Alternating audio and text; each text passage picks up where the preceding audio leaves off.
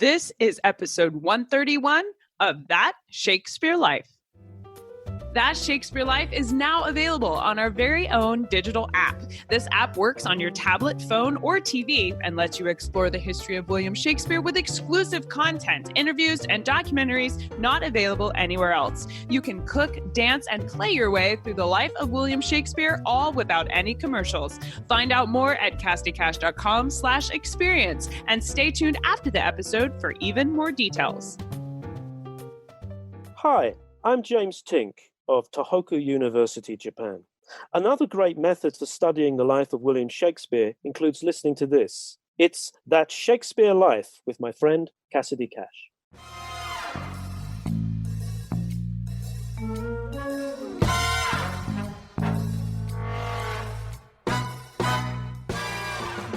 When rapiers first appeared in Italy in about 1520, their defining characteristic is that they are a sword that is carried as part of one's everyday dress in civilian life. And in 1520 or thereabouts, that was really new. Welcome to That Shakespeare Life with Cassidy Cash. Cassidy believes that if you desire to successfully learn or perform Shakespeare's plays, then understanding the real life and history of William Shakespeare himself is a must. That Shakespeare Life is the podcast that helps you go beyond the curtain of some of Shakespeare's most iconic works and explore the world of early modern England as Shakespeare would have lived it, learning from the writers, historians, and performers who know it best. And now, here's Cassidy.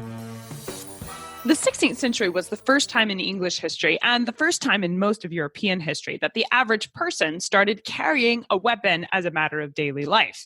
The rapier specifically came into fashion in England in the mid-16th century, and while it plays a prominent role in Shakespeare's Romeo and Juliet, Shakespeare mentions the rapier specifically over 30 times in his plays, including Hamlet, Love's Labour's Lost, and the Henriad plays. The specific terminology Shakespeare has characters like Mercutio use to refer to passado, staccato, and the punto, reverso were Italian fencing terms, from manuals being published at the same time that Shakespeare was writing Romeo and Juliet. More than just a reference to a single manual, though, as our guest this week points out, rapier fencing was a huge cultural moment in England, with official edicts from Elizabeth I being passed to try and limit or even outright ban the use of rapiers in London at the same time that some of the noblemen in England were actively hiring these same Italian fencing masters, specifically to learn this new and rapidly popular art form. Here this week to take us back to the 1590s and explore the moment in history that Shakespeare was writing about the rapier and explain what was going on in the very moment that William Shakespeare had Mercutio call Tybalt a cat who fights from the book of arithmetic is our guest, Tobias Capwell.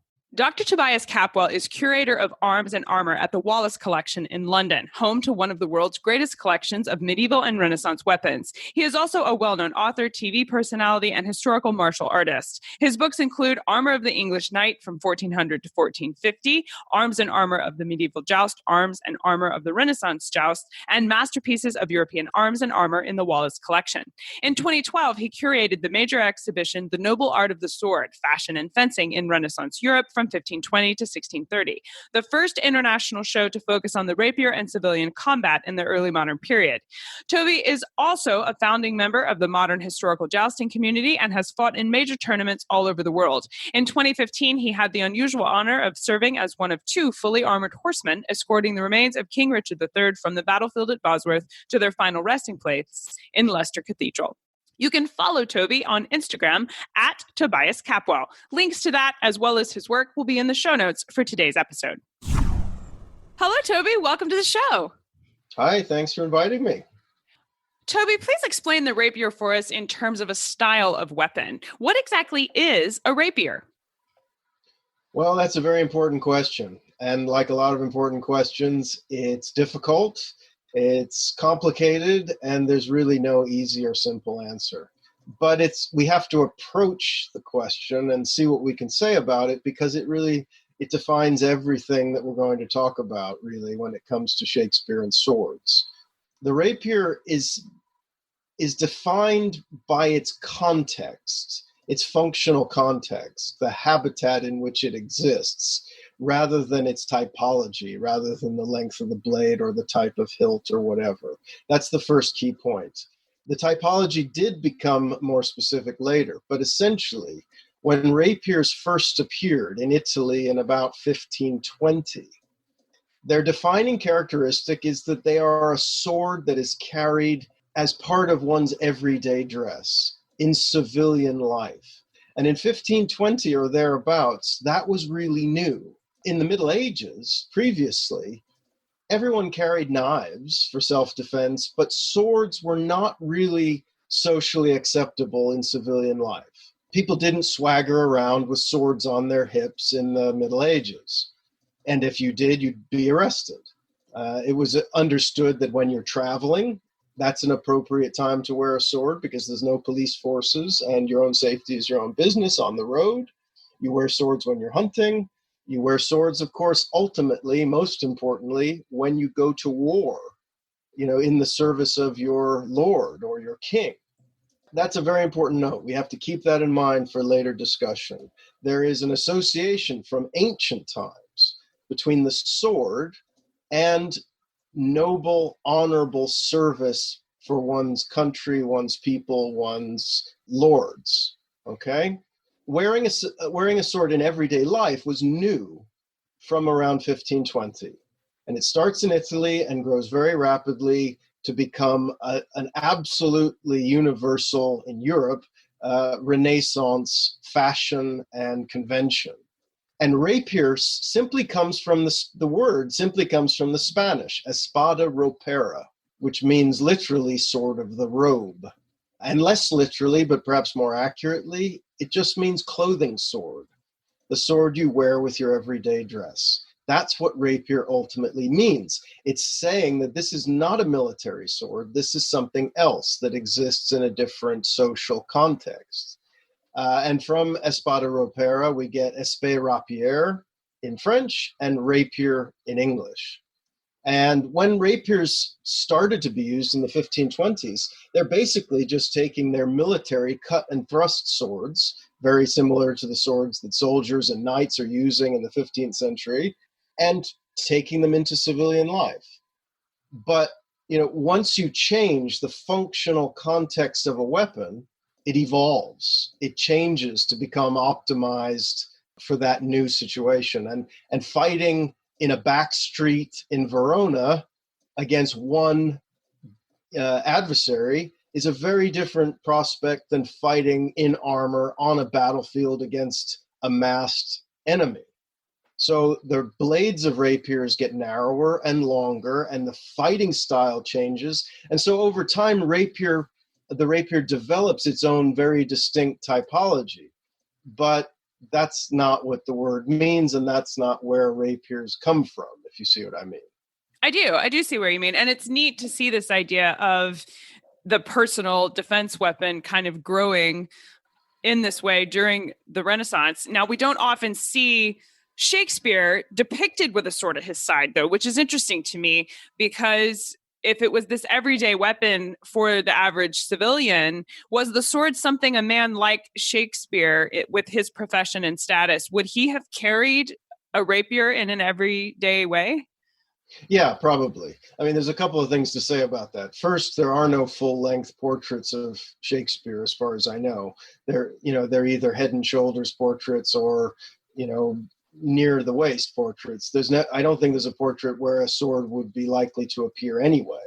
And rapiers are not for everybody. They're not for the common man as such.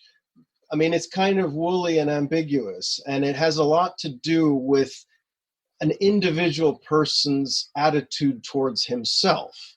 And that sometimes comes into conflict with the way the world sees him. An individual like Shakespeare might be very, he might strive for higher status. He might want to be upwardly mobile. He might want to be a gentleman. And anybody who strives to be seen as a gentleman, whether they actually are or not, needs to be wearing a sword. But swords are expensive. And when you wear a sword, you are sending a message out to the world that you are prepared to use it. So don't carry a sword unless you're studying to fight and are prepared to use it.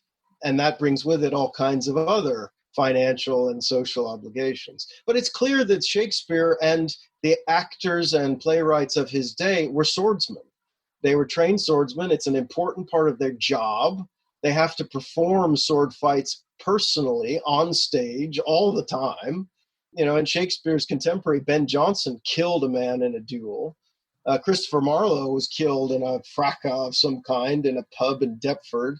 I mean, the dramatic circle of this time is a roughy-tufty bunch. And prize fighting with swords was a standard part of Elizabethan life as well. So sword fighting is everywhere, and Shakespeare needs to be personally versed in it.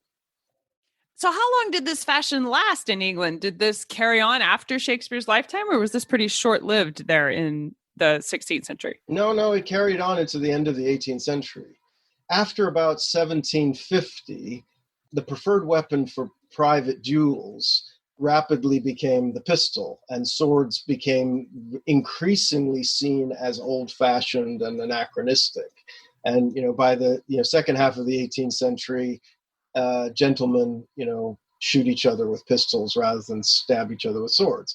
You can only really trace a rapier really up until maybe the middle of the 17th century, if you're really generous with how you define it.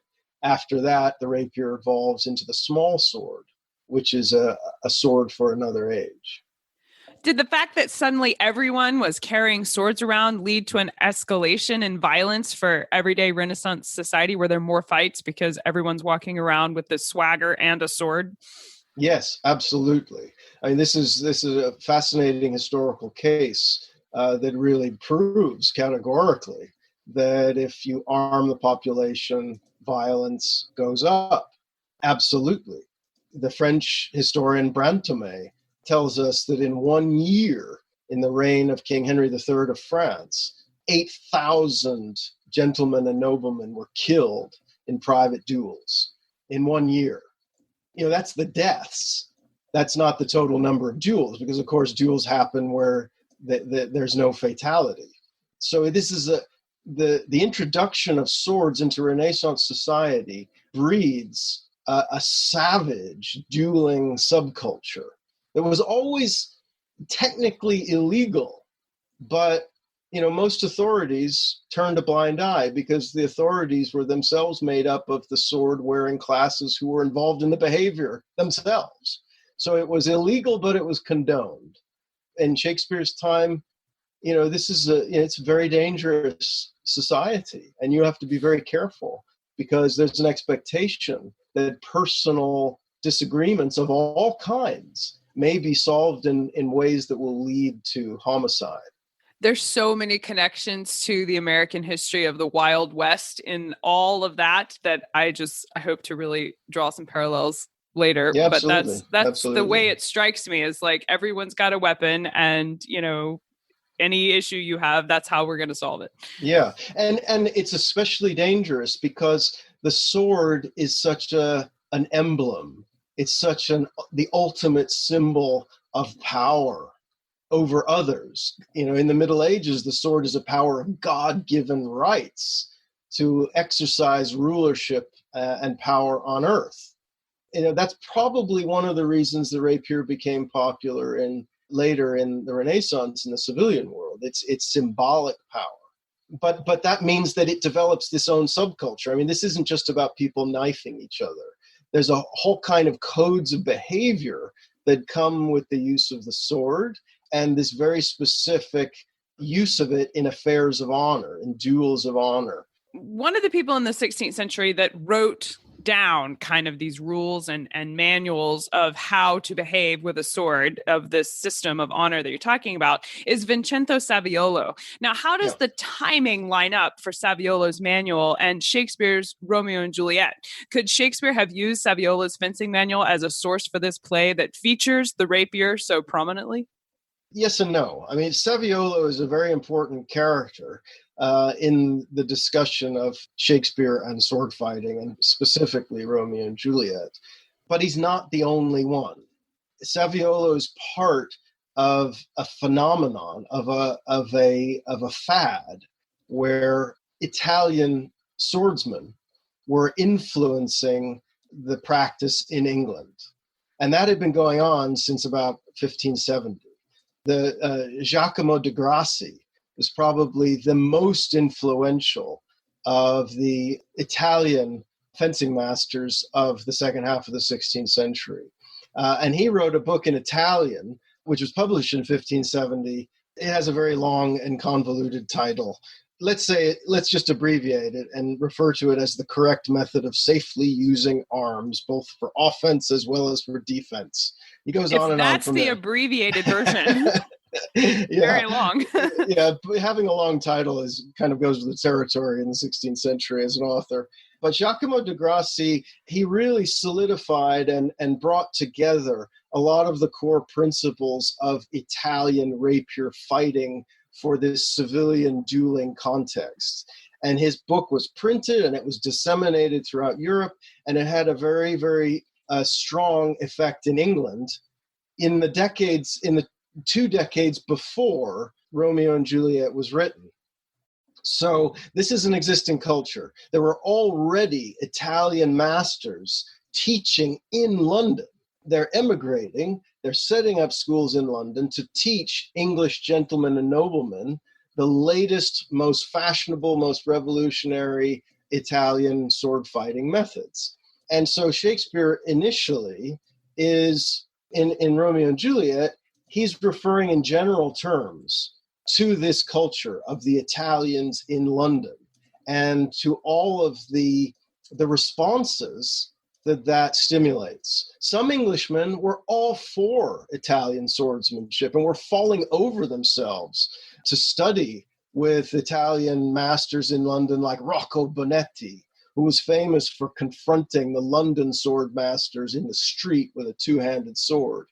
It's very colorful stuff. And so Saviolo arrives in London in 1590 to capitalize on that and to make a career for himself within an existing emigre culture of fencing masters in London.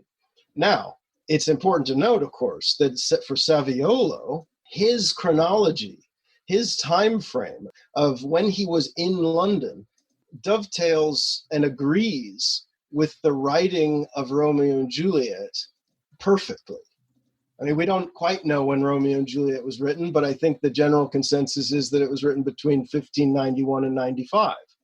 Saviolo arrived in London and set up his fencing school in 1590 and actually was collaborating with other Italians to really grow their profession in London. And that, of course, upset the London fencing masters and sort of fomented xenophobic protest and opposition to them. And that's going on right when this play is written. So Shakespeare doesn't have to be using Saviolo expressly as a source.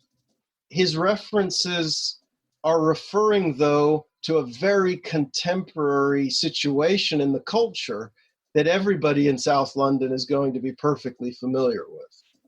Again, in Romeo and Juliet, Mercutio talks to Tybalt and calls him a cat who, quote, fights by the book of arithmetic. Yeah. Toby, please tell us about this quote from Act 3, Scene 1, and how does it illuminate this cultural circumstance you're talking about, the contemporary situation that everyone in London is going to be familiar with around English versus Italian fencing? I mean, you mentioned earlier that there was a group of people who were extremely supportive of the Italians bringing this to London, but I think there were some who may not have been. And what were these circumstances going on right as Mercutio is speaking these lines for the first time in the 1590s? Yeah, well, I mean, there's two key points. I mean, just about every word in that quote, a cat who fights by the book of arithmetic, everything in there has meaning. And it's sort of, it works on different levels and kind of evokes different thoughts. I mean, Shakespeare is incredibly good at using these oblique references to communicate the emotion of the deeper issues of what's going on here, which we'll get to. The book of arithmetic is referring precisely to de Grassi and to Saviolo and to the other Italian fencing masters, because since the 1530s, Italian fencing masters had been referring to geometry and geometric principles to justify their teachings. They literally referred to it as the science of arms. They tried to use kind of pseudo-mathematics to prove that their system was most efficient, most effective, and most dangerous to the opponent and most defensive for the user. And now a lot of the geometry that is in these fencing books of the 16th century, it's symbolic, it's evocative rather than literal. They're not really calculating precise distances and angles of attack and so forth, although later that was attempted. But the point is, when you open one of these books as an Englishman of this period, you see all kinds of geometric diagrams, and you see circles broken up into quadrants, and you've got A to B vectoring, and it's all very impressive and mathematical. They are trying themselves to create a sense that they're books of arithmetic, because arithmetic, mathematics is, the law of the universe. It's immutable. It's unchangeable. You can't argue with it. It's part of what they do. Everybody in London at the time knows it. That's another way of referring to Saviola or de Grassi. And it could be read as disparaging because the English, fencing masters don't really work that way.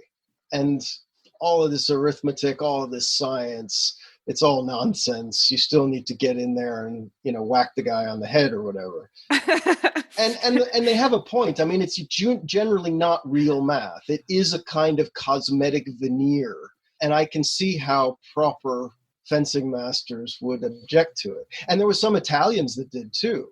We recently published a manuscript that we have at the Wallace Collection, a late 16th century fencing book written in the fencing master's own hand, probably illustrated by him, all in red chalk, but it's the original manuscript, and it was never published as far as we can tell. And he himself says that he rejects the mathematical veneer, and he's not going to deal with mathematics. He's just going to tell you how to kill your opponent. So that this is a controversial subject, and some fencing masters, wherever they come from, think it's nonsense, and that's a contemporary point of the time. Absolutely. Well, it must have been somewhat contested in English society as well, or at least there seems to have been some kind of division between support and mockery, because among several English writers, in addition to Shakespeare, there was Ben Jonson, Thomas Kidd, and John Marston. They would use Italian fencing terminology to mock specific aspects of Italian fencing, like honor in dueling. When we see Shakespeare using specific terminology, is he honoring these Italian fencing masters or making fun of them? I don't think he has any point to honor them. I think he's using this kind of very contemporary situation of the moment in London to, approach much deeper concerns, the real concerns of a playwright, the real human issues behind this story. This is about violence in society. This is about young people murdering each other over trivial matters.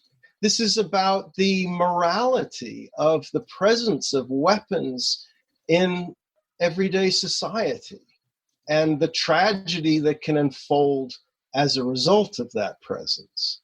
So he's trying to get at that, and referring to the language of this culture is a way of stimulating that in the minds of his audience. This is what we're dealing with, folks. He's going to talk about the terminology, but everybody knows what's going on underneath that. So I think that's really the role of the fencing reference. He's also setting up both sides of the debate, because it's clear that Tybalt is the kind of personification of the Italian school. He's the cat who fights by the book of arithmetic. And the cat part is very important as well, because what do cats do? They scratch, they bite with their teeth. So he's referring to a stabbing, scratching style of fighting, which is absolutely the Italian system. It uses the point to stab the opponent almost exclusively. They almost never cut with the edge. And the long Italian rapiers aren't much good for cutting in any case. They still have sharp edges, but this is not what they're for.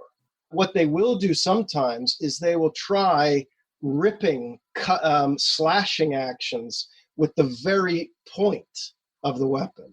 And that's called a stramazione.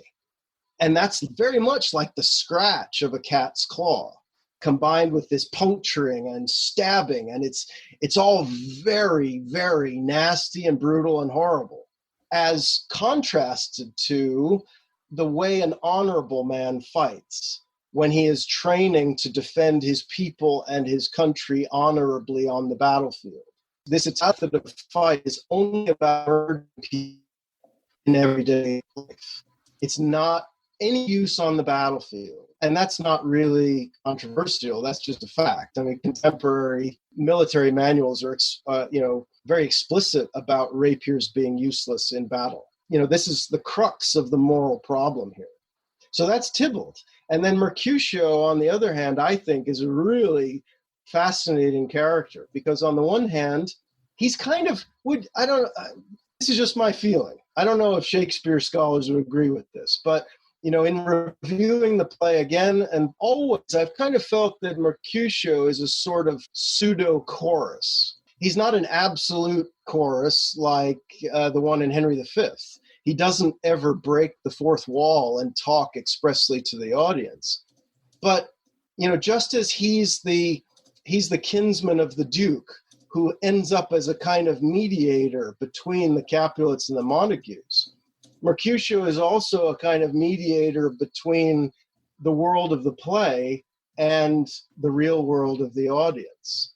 And he says a lot of things that are almost breaking the fourth wall, but not quite.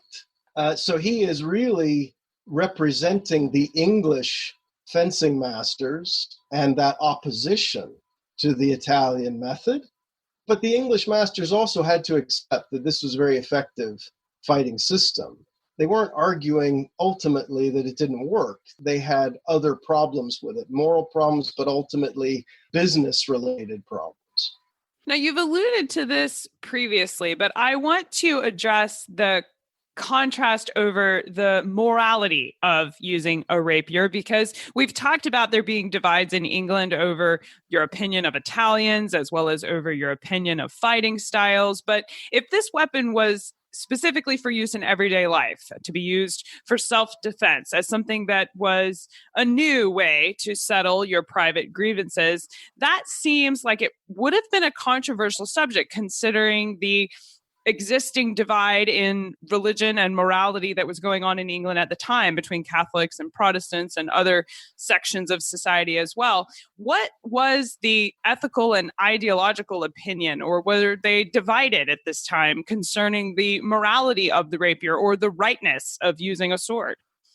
Yeah, I mean, this is a big issue, and there's a lot of levels to it. But the rapier, from the middle of the 16th century, from the 1550s, the rapier was controversial. And governments in many parts of Europe tried to legislate against it because of the violence it was causing. The murder rates were going up. Civil disturbance founded in the rapier was clearly an increasing problem.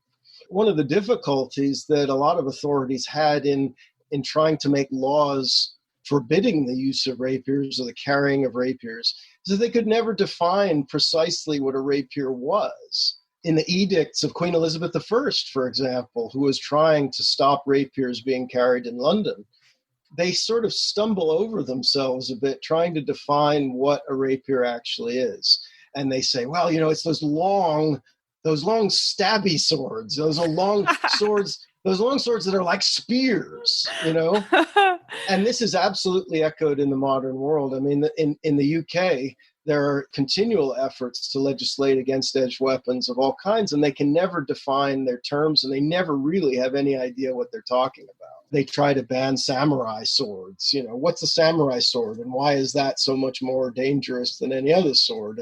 And what's a dirk, or what's a dagger, or what's a short sword, or what's a machete? It's all very difficult.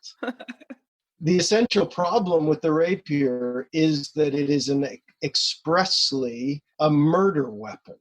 It is not a military weapon. It's not a hunting weapon. It's not a weapon for, again, honorably defending your people, your lord, your country in warfare. All it is about sticking that 3 feet of steel through someone's head after he's insulted you. That's a moral problem. This is a weapon that is designed for illegal activity. The activity of use is illegal. When you shrink it down like that to like sticking a sword through someone's head is definitely a moral problem. Yeah. Just as shooting people, for trivial reasons in the modern world is a problem. Handguns are much more powerful, and they're very different sort of weapon than a rapier. So we mustn't draw direct comparisons, and they both have their own issues. But the point is that with a rapier, it has this very specific use. You can't use a sword unless you are training every day in the appropriate fighting style, unless you're paying someone like Saviolo or whoever to train you and to continually help you practice this. This is now a significant proportion of these people's lives dedicated to illegal homicidal behavior. And you can see where the problems flow from. Yes, I can. And that's what's going on in Shakespeare, in Romeo and Juliet. These kids are killing each other in the streets. So it's much bigger than just a gang war or something. This is an actual divide culturally. Everyone in the audience is either a Montague or a Capulet on some level. Maybe. I mean, certainly within the average audience, there's going to be people who see the virtues of Italian swordsmanship, and there's going to be those xenophobic Londoners who like their English sword and buckler fighting and don't want foreigners around telling them what to do. And then there's going to be people in the middle, like there always is. I want to ask about some specific places in Romeo and Juliet, as well as Henry IV, Part 1, where Shakespeare uses language that makes me think he's addressing both sides of these things. And let's start with Romeo and Juliet. When Mercutio talks about a duelist, and the immortal passado in Shakespeare's Romeo and Juliet, is that specific terminology from Saviolo's fencing manual? No, not really. It's very general. He refers to the punto, reverso. He refers to the staccato. He makes various references. I mean, these are standard rapier fighting terms of the period. Saviolo uses them, but de Grassi uses them, and everybody this is a language that anyone who is sword literate will understand. Do you want to talk about what they actually mean? Is that useful or? Well, what do they actually mean? Okay. There's a scene where Mercutio refers to a number of terms in quick succession. He refers to the staccata, which is simply a thrust with the point of the sword. And this is what rapier fighting is all about. Again, you don't slash or cut with the edge really very much. It's all about the thrust, the stabbing action with the point, okay? The staccata. There are special swords that the English referred to as tucks, which might otherwise be called stalks, which are stabbing swords.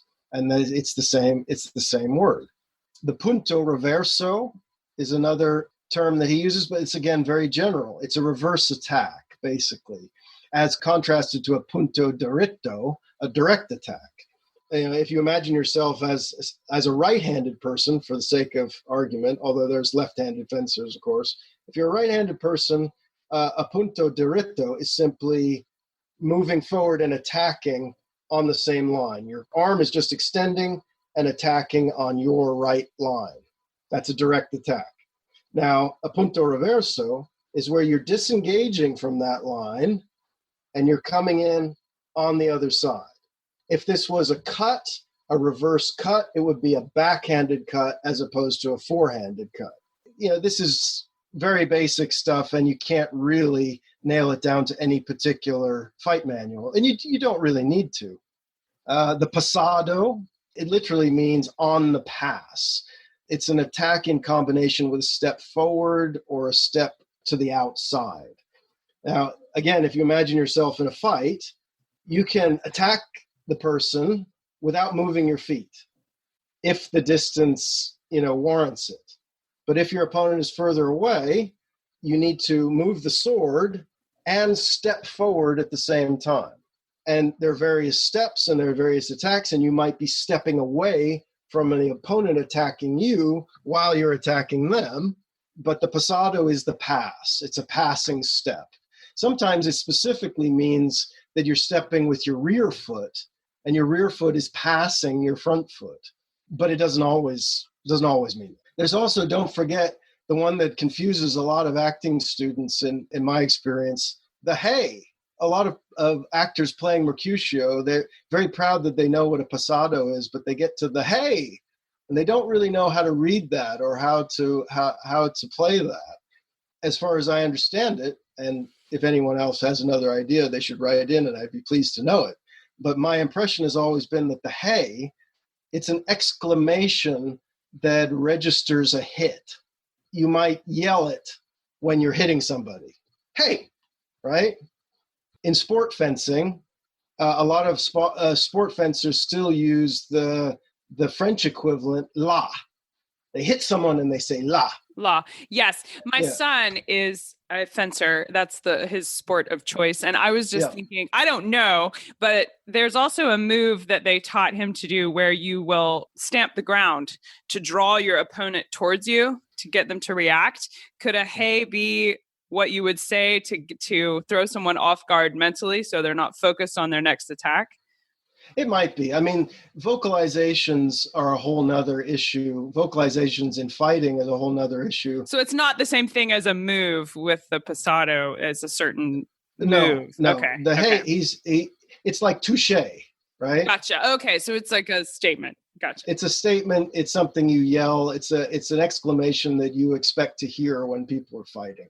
Now, you talked about the English sword and buckler, and I want to ask about that because in Shakespeare's Henry IV, Part 1, Falstaff says, I am 8 times thrust through the doublet, 4 through the hose, my buckler cut through and through.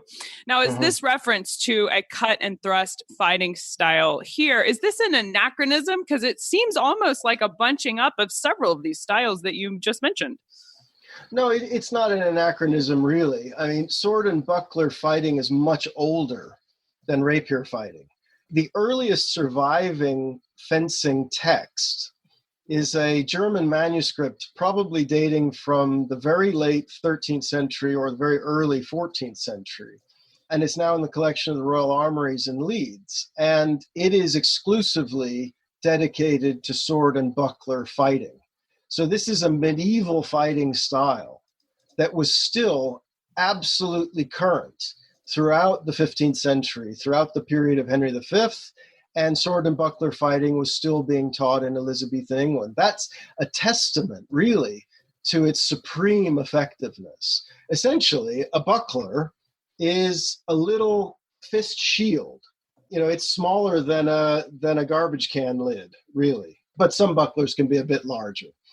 And you use that in one hand, in your left hand, and you have, in the Middle Ages, a standard arming sword, which is the sword used for war earlier exclusively by knights, but by the 14th and 15th centuries, lots of different fighting men had to be equipped with them. And the typical arming sword is fairly short, but it's broad-bladed, but it usually has a significant taper to a sharp point. So it is a cut and thrust sword. Even in the 13th century, people understood perfectly well the effectiveness of the stabbing action, the thrust, as opposed to the cut. Both modes of attack have their place. So the fighting with the sword and buckler is like the universal, basic sword fighting method. And this is what anybody trains on the most basic level. I mean, in London in the Middle Ages, apprentices and teenagers were practicing sword and buckler fighting on Smithfield Common. And this is something that everybody needs to know as a method of self-defense and as something that you're going to need to do if you are called up to serve in an army or something like that. The English fencing masters in the Elizabethan period, those, and especially those who are most opposed to the Italian masters, still rated sword and buckler fighting as one of the supreme martial arts forms. So it's very ancient, and but it's also appropriate to the time period of Henry IV, but it's also absolutely contemporary in Shakespeare's day. Obviously, when it comes to fighting styles and weapons of the 16th century, there's a ton to know and a lot to explore. What are some of your favorite books or resources you can recommend we use to learn more? There's so much. I mean, it depends how someone is interested in this subject. You can be interested in it academically, or you might want to get involved in the real martial arts practice. There's an enormous historical martial arts movement now. It's huge in America and all over the world. It's usually referred to as HEMA for short, Historical European Martial Arts. I mean, it's a very diverse community. There's loads of HEMA practitioners who are dedicated to Saviolo and Degrassi and all these people. You can basically choose which historical fencing master you want to follow if you're interested in actually learning these techniques. There's also the academic literature. I mean, one of the reasons why I was so keen to curate my 2012 exhibition, The Noble Art of the Sword, at the Wallace Collection, was because I actually became very conscious that there isn't really much specifically on rapier literature. The arms and armor world academically is very small. There's only ever been a few specialists working on anything in particular. So there are still big gaps in the foundation literature. And I was conscious of that. And I wanted, in my exhibition and in the catalog, I wanted to really try and fill one of those gaps. Obviously, there's writing about fencing books and about rapiers as objects. An important author on the martial arts side of it, the historical martial arts side of it, one of the most important authors is Professor Sidney Anglo, who is really the first person anybody interested in this subject should read. After you read Sidney's work, you immediately have a much stronger kind of historical grounding in the subject, and then you can move off in whatever direction you like, really. Those are excellent resources for sure. We'll be linking to all of these resources as well as Toby's work in the show notes for this week's episode. You can find all of those at casticash.com/episode 131. Toby, we ask everyone this next question here at That Shakespeare Life, and that's, what's the one book you would take with you on a deserted island? My friends in England tell me I'm supposed to allow you the complete works of Shakespeare and a copy of the Bible, so your choice would be in addition to those. That's a tough question. Well, it would have to be something long. Right? I'm gonna pick the longest book I can think of that I've wanted to read for a long time, but haven't been able to because I haven't had the time and it's too long. Books that I've tried to read several times, but never had the luxury of time to read properly. So on that basis, it's a toss-up for me between the teachings of the Buddha on one hand and the epic Renaissance poem Orlando Furioso on the other, by Ludovico Ariosto. Those are both, bullet-stopping tomes. And I think, the teachings of the Buddha is probably a lot more important than Orlando Furioso. If you want to understand Renaissance art and culture, certainly in reference to chivalry or weapons, Orlando Furioso is a must-read. It's a mad, crazy story that's loosely based on the Carolingian hero Roland. It's a mad fantasy. They go to the moon at one point. They're riding hippogriffs around. There's invulnerable bad guys with superhuman powers. It's it's an extraordinary work of Renaissance chivalric romance as contrasted to medieval romances. People often don't realize how medieval the Renaissance continued to be on many levels. And Orlando Furioso, I've read various parts of it. I've tried to read it all the way through, but there's always something that just gets in the way and stops me. So I relish the thought of being stuck on a desert island, actually. I've never had someone relish the thought of being stuck there, but I think you are using it the most productively I've had on the show so far. So you'd be well set up there for sure. So what's next for you? What are you working on now that you're excited about? I'm putting a final push towards finishing a very large research project that I've been conducting for 20 years or more on the history of armor making and armor design in England particularly. This is another gaping hole in the academic literature. What we know about the history of armor and the established literature tells us essentially that everything that was important was being made and invented in Italy or Germany, and everybody else in the late Middle Ages was following their lead. But my research, which started as a PhD and then just kept going and never stopped and has gone on for more than 20 years now, says that actually the English had a very highly developed military system of their own. The way they used fully armed men in armor was very distinctive. They were rich, they were powerful, and they had their own armor styles that were defined technologically and also aesthetically.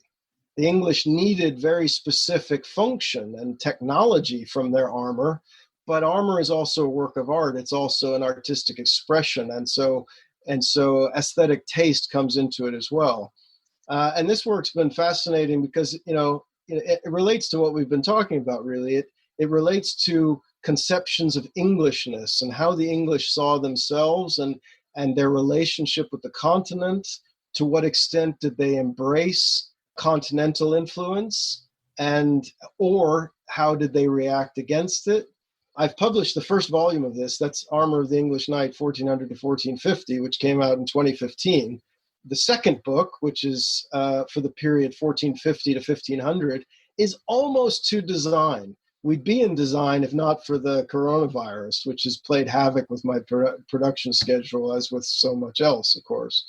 But book 2 is nearly out, and then I'm pushing right through into book 3, which is specifically about continental armor in England, specifically Italian armor in England during the 15th century. The armorers came before the fencing masters, and this is the fencing masters that we've been talking about is part of a much older story of the complex English relationship with the continent.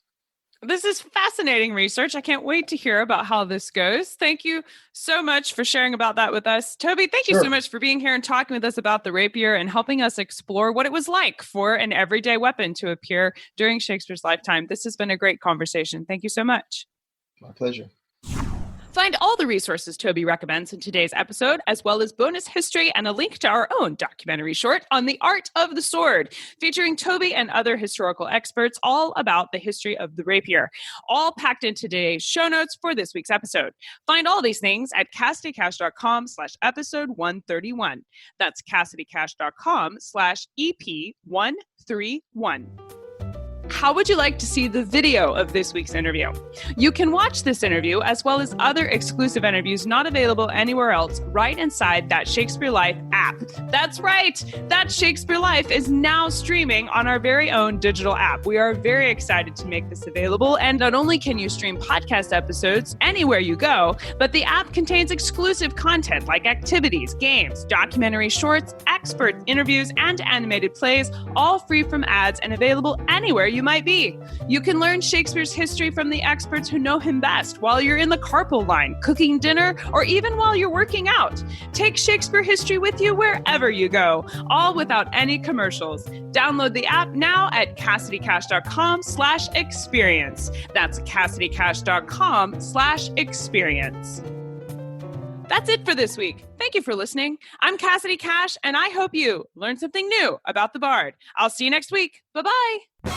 Thank you for listening to That Shakespeare Life. As always, the best conversations happen after the episode over at CassidyCash.com. Become a part of a vibrant Shakespeare conversation by adding your voice over at the website. Until next time, remember, when you want to know William Shakespeare, you have to go behind the curtain and into That Shakespeare Life.